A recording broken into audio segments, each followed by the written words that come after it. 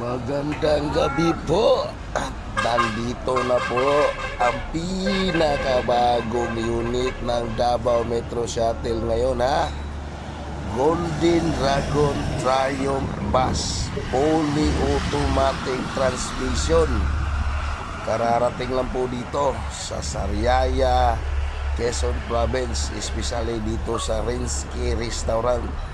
Ang pinakaunang stopover ng bus, galing po ito ng Cubao, Quezon City, at papunta po ito ng Tagum City.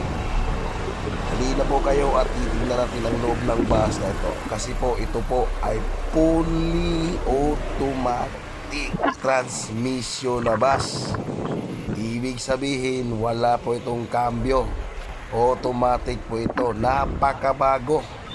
Ito yung pinakaunang bus na pinatakbo nila, pinakaunang Golden Dragon bus nila na automatic. Tingnan nyo naman po ang harapan, electronic device yung nagpapatakbo.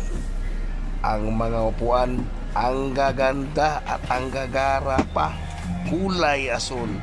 45 seaters po ito, ha, 45 seaters. Galing po ito ng Cubao, papunta po ng Tagum City. Balikan po ito. Tsaka hindi po kayo magsasawang sasakay kasi malamig po yung aircon. May CR po tayo. May CR po para sa mga pasahero. Ang CR po ay ihilang po, ha. Wala pong tae. Tingnan nyo po mula harap hanggang likod at saka ang gilid. Ang ganda, ang gagara, ang kinis-kinis pa. Davao Metro Shuttle Golden Dragon Bus, fully automatic transmission po. May charger port din po ito, ha, para hindi po kayo malobat. So ayan na po, sila na po ay umatras. Katatapos lang po nilang kumain at pabiyahe na po sila papunta po ng Tagum City. Paalam po mga kaibigan, mag-ingat po kayo sa biyahe.